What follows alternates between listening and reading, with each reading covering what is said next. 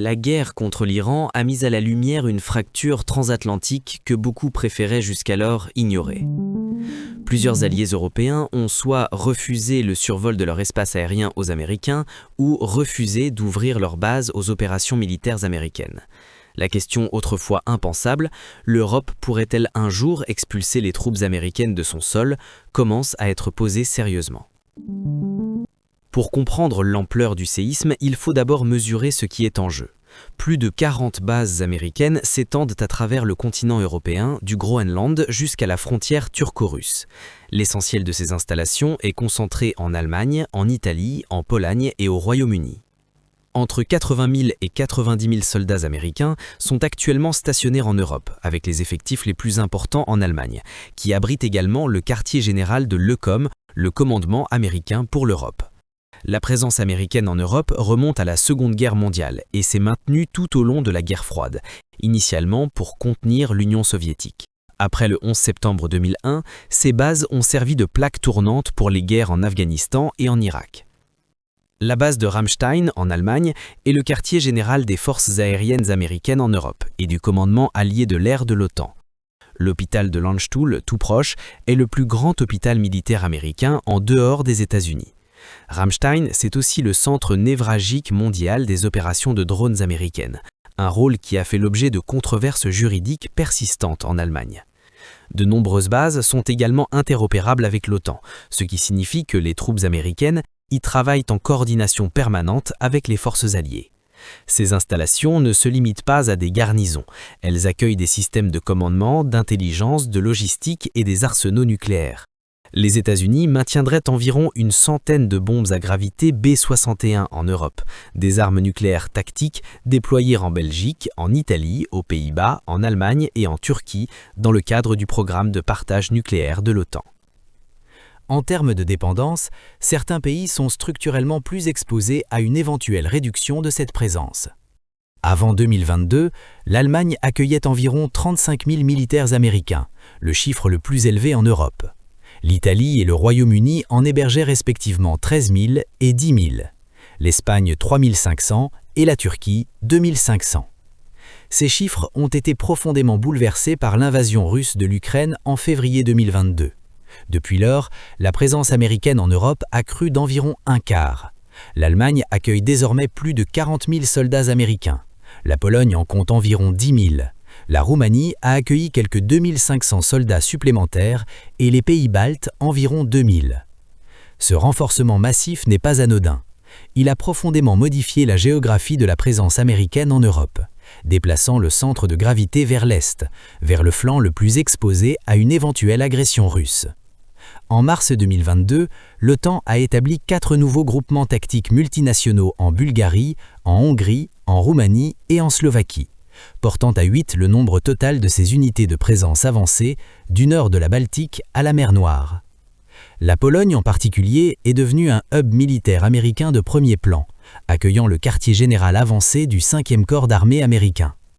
Cette évolution soulève une question stratégique cruciale en arrière-plan. Si les États-Unis venaient à retirer une partie significative de leurs troupes d'Europe occidentale, d'Allemagne, d'Italie ou d'Espagne, pour les redéployer ou les rapatrier, qui compenserait le vide? En février 2026, les Alliés ont convenu d'une nouvelle répartition du commandement militaire de l'Alliance, dans laquelle les Européens joueront un rôle de premier plan. Le Royaume-Uni prendra la tête du commandement de la force interarmée de Norfolk, l'Italie celle du commandement de Naples et l'Allemagne et la Pologne se partageront le commandement de Brunssum sur une base rotative. C'est un signal fort car les commandements de Norfolk et de Naples étaient jusqu'ici tous deux dirigés par des officiers américains. L'OTAN prépare donc, discrètement, sa propre transition vers une architecture moins dépendante de Washington. C'est dans ce contexte déjà tendu que la guerre contre l'Iran, déclenchée par les États-Unis et Israël le 28 février 2026 sans concertation préalable avec leurs alliés, a agi comme un révélateur. En quelques semaines, la question abstraite de la souveraineté des bases est devenue une réalité opérationnelle concrète. Le Premier ministre espagnol Pedro Sánchez a été le premier à réagir fermement, refusant aux États-Unis l'autorisation d'utiliser la base navale de Rota et la base aérienne de Morón pour attaquer l'Iran, au motif que leur usage devait rester conforme aux accords avec les Nations Unies. Ces bases accueillent des forces américaines sous un régime de gestion conjointe, mais demeurent sous souveraineté espagnole. En conséquence, 15 appareils américains ont dû quitter les bases espagnoles du sud du pays.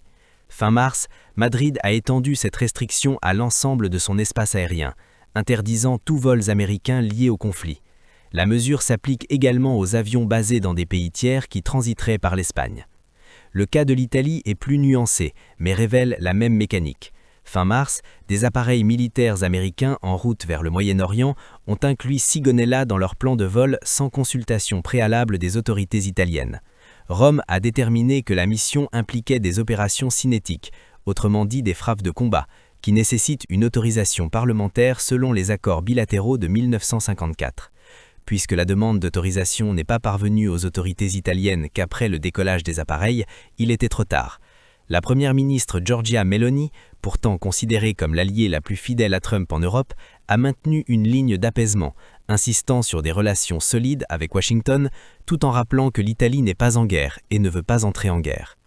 La France, à elle compte elle, a restreint l'accès de certains vols militaires américains acheminant du matériel vers Israël, ce qui lui a valu une attaque directe de Trump sur Truth Social. La Pologne a, elle, quant à elle, décliné une demande informelle américaine de redéployer ses batteries patriotes vers le Golfe, son ministre de la Défense précisant que ces systèmes sont destinés à protéger le flanc oriental de l'OTAN et que rien n'allait changer en la matière. Rubio remet en cause l'alliance. La réaction la plus fracassante est cependant venue de Washington. Le secrétaire d'État Marco Rubio, interrogé sur Fox News, a lâché la formule, qui a fait le tour des chancelleries européennes. Si l'OTAN signifie que nous ne pouvons plus utiliser ces bases pour défendre les intérêts américains, alors l'OTAN est une voie à sens unique. Pourquoi sommes-nous dans l'OTAN? Il faut poser la question. Ces déclarations ont une portée particulière venant d'un homme qui se présentait jusqu'à récemment comme l'un des plus ardents défenseurs de l'Alliance Atlantique au sein du Parti républicain. Elles font écho à des rapports selon lesquels l'administration Trump envisage de punir certains alliés, en déplaçant du personnel vers des pays jugés plus coopératifs, voire de fermer une base dans au moins un pays européen, possiblement l'Espagne ou l'Allemagne, la Roumanie, la Lituanie et la Grèce étant cités comme bénéficiaires potentiels. Ce n'est pas la première fois que Trump joue cette carte. À la fin de son premier mandat, un plan de retrait de 12 000 soldats d'Allemagne avait été élaboré, présenté comme une punition pour le niveau insuffisant des dépenses de défense allemandes, avant d'être annulé par Joe Biden dès son arrivée à la Maison-Blanche. C'est dans ce contexte que la question des bases est devenue, pour la première fois, un vrai sujet de débat politique ouvert en Europe. Tino Schrypala, coprésident du parti d'extrême droite AfD, a utilisé un rassemblement en Saxe pour appeler au retrait des quelques 37 000 soldats américains stationnés en Allemagne. Selon ce dernier, cela permettrait à l'Allemagne d'améliorer ses relations avec l'Iran et d'assurer ses approvisionnements énergétiques à travers le détroit d'Ormuz. La Turquie, l'allié impossible. Au cœur de ce tableau déjà complexe se trouve un pays qui défie toutes les catégories, la Turquie. Membre de l'OTAN depuis 1952, deuxième armée de l'Alliance en nombre de soldats, elle abrite l'une des installations militaires les plus stratégiques au monde, la base d'Incirlik. Et pourtant son comportement depuis le début du conflit contre l'Iran est tout sauf un allié classique. La base d'Incirlik est officiellement sous commandement turc et opère comme une base aéronavale conjointe turco-américaine. Les forces américaines y opèrent dans le cadre de l'OTAN et d'accords bilatéraux. Mais Incirlik, c'est aussi, selon les estimations, entre 20 et 50 armes nucléaires tactiques américaines stockées sur le sol turc dans le cadre du partage nucléaire de l'OTAN, ce qui en fait une installation d'une sensibilité extrême. Lorsque la guerre a éclaté, Ankara a annoncé immédiatement qu'elle n'autoriserait pas l'utilisation de son espace aérien pour les opérations contre l'Iran. La Turquie s'est abstenue de toute condamnation sérieuse du comportement iranien depuis le début du conflit, et le président Erdogan a même exprimé sa tristesse à l'annonce de la mort du guide suprême iranien. Un positionnement qui illustre à la perfection la ligne de crête sur laquelle maintient Ankara depuis des années. Membre de l'OTAN, mais entretenant des relations de rivalité coopérative avec Téhéran. Cette position délicate a failli se transformer en crise ouverte. Entre le 4 et le 31 mars 2026, 4 missiles iraniens ont été interceptés par les défenses de l'OTAN au-dessus du territoire turc et avec des débris tombant dans la province de Hatay et à proximité de la base d'Incirlik. L'Iran a nié avoir tiré sur la Turquie. Les analystes militaires, eux, débattent toujours de la cible réelle. La logique stratégique pointe vers Incirlik ou vers la station radar de Kureçik, deux installations américaines majeures à portée des missiles iraniens. Toutefois, reconnaître officiellement Incirlik comme cible aurait obligé Washington et Ankara à adopter une posture politique que ni l'un ni l'autre ne souhaitaient. L'importance stratégique de la Turquie pour la défense antimissile européenne est en réalité irremplaçable à court terme. Sans la station radar de Kureçik, la défense antimissile balistique européenne contre les missiles iraniens ne commencerait qu'en Roumanie, ce qui représente un désavantage d'alerte précoce et d'interception considérable. Ankara le sait et en joue. La Turquie revendique aujourd'hui un rôle accru dans l'architecture de défense européenne, se présentant comme un acteur incontournable à l'heure où Washington remet en question ses engagements. La question du Groenland. Il y a une question qui a changé particulièrement la dynamique dans la relation entre l'Europe et les États-Unis.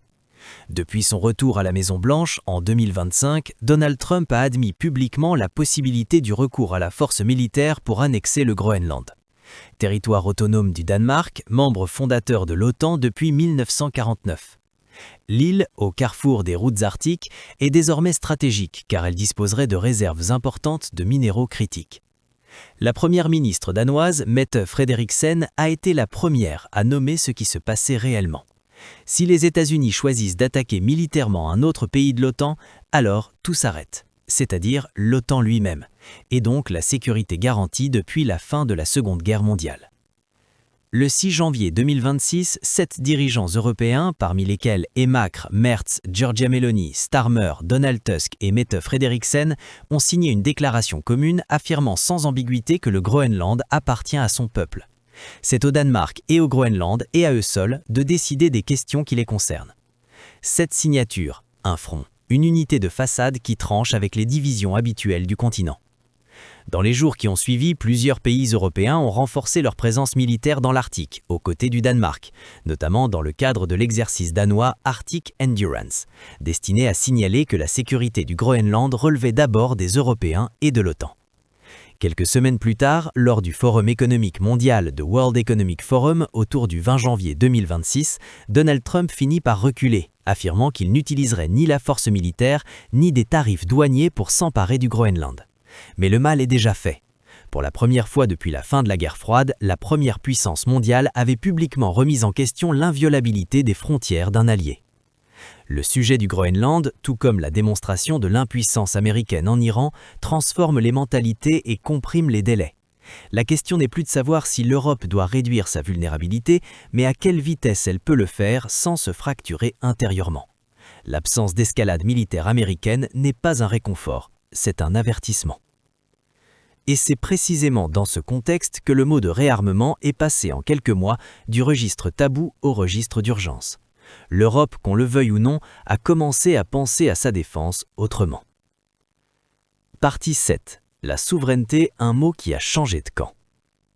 Il y a des mots qui font date. Le 20 janvier 2026, à Davos, Emmanuel Macron en a utilisé un devant les dirigeants réunis du monde entier qui n'avaient jamais résonné de cette façon dans la bouche d'un chef d'État. La loi du plus fort conduirait à une vassalisation, a-t-il déclaré, dénonçant une concurrence américaine visant à affaiblir et subordonner l'Europe. Vassalisation. Le mot tout aussi jusqu'ici réservé au discours des souverainistes et des extrêmes vient de franchir les portes du Forum économique mondial dans la bouche du président de la République française. Plusieurs dirigeants européens ont durant ce même forum appelé à construire une souveraineté économique et une autonomie stratégique européenne, décrivant l'Europe comme un espace loyal, prévisible, où les règles du jeu sont simplement l'état de droit. La pique adressée à Washington était transparente. Ursula von der Leyen a qualifié l'indépendance européenne de nécessité, affirmant que les chocs géopolitiques peuvent et doivent servir d'opportunité pour l'Europe. Elle a admis que parler d'indépendance européenne suscitait encore récemment scepticisme et réserve. Désormais, a-t-elle dit, l'échelle impensable des changements a créé un vrai consensus en sa faveur. L'Europe doit accélérer sa quête d'indépendance, de la sécurité à l'économie, de la défense à la démocratie. Pendant des années, le concept d'autonomie stratégique était débattu comme un objectif lointain, voire perçu comme un cheval de Troie de l'agenda géopolitique français. L'épisode du Groenland a transformé les mentalités. Les termes vassaux, dépendance, protectorat impensables dans le discours officiel européen il y a 10 ans, circulent aujourd'hui dans les capitales sans que personne ne sourcille. Lentement mais sûrement, des cercles académiques vers les discours de gouvernement. Macron, Starmer, Sanchez, aux profils et aux traditions politiques radicalement différents, convergent sur un même point: l'Europe ne peut plus se permettre de déléguer sa sécurité à une puissance qui la traite, selon les moments, en partenaire ou un marché à conquérir. Partie 8. Pourquoi une expulsion reste peu vraisemblable à court terme? Pour autant, les observateurs s'accordent à dire qu'une expulsion formelle des troupes américaines reste peu vraisemblable dans l'immédiat. Certains experts soulignent que retirer les troupes américaines fragiliserait également la crédibilité de l'article 5 de l'OTAN qui engage les membres à se défendre mutuellement en cas d'attaque. Le retrait du parapluie nucléaire américain laisserait un vide considérable dans l'arsenal nucléaire collectif européen que la Russie pourrait aisément exploiter. Sur le plan pratique, la base de Ramstein est la plus importante installation militaire américaine en dehors des États-Unis. Tout effort visant à déplacer des opérations comparables ailleurs nécessiterait d'investissements massifs en infrastructures pour reproduire ces capacités. De même, les zones d'entraînement de Grafenwöhr et Hohenfels en Bavière, qualifiées de joyaux dans la couronne de la présence terrestre américaine en Europe, seraient extrêmement difficiles à remplacer. La loi de programmation militaire américaine 2026, signée décembre dernier, constitue par ailleurs un verrou légal. Elle interdit formellement de ramener les effectifs américains en Europe en dessous de 76 000 hommes pendant plus de 45 jours consécutifs, une disposition votée précisément pour encadrer les velléités trumpiennes. Mais à plus long terme, le scénario n'est plus tabou. Plusieurs facteurs rendent l'hypothèse crédible sur le moyen terme. L'administration Trump elle-même n'y est pas opposée par principe. Ensuite, si la présence américaine devient un risque sécuritaire pour les pays hôtes, comme elle l'est devenue pour plusieurs alliés depuis le début de la guerre, les gouvernements européens auront des raisons supplémentaires de la remettre en question. Troisièmement, le réarmement accéléré de l'Europe, dont le processus de réattribution du commandement de l'OTAN est un signal concret, réduira mécaniquement le besoin d'une présence américaine massive. Quatrièmement, la pression électorale en faveur des positions anti-américaines crée une dynamique difficile à arrêter une fois enclenchée. Il y a enfin un argument plus fondamental, difficile à formuler mais réel: une fois qu'on cesse de considérer la présence de bases militaires étrangères sur son sol comme une évidence historique et qu'on commence vraiment à en débattre, on réalise que c'est une situation pour le moins particulière à défendre démocratiquement. Ce débat, longtemps impensable, est désormais ouvert, et les questions ouvertes dans l'espace public ont la fâcheuse tendance à trouver des réponses.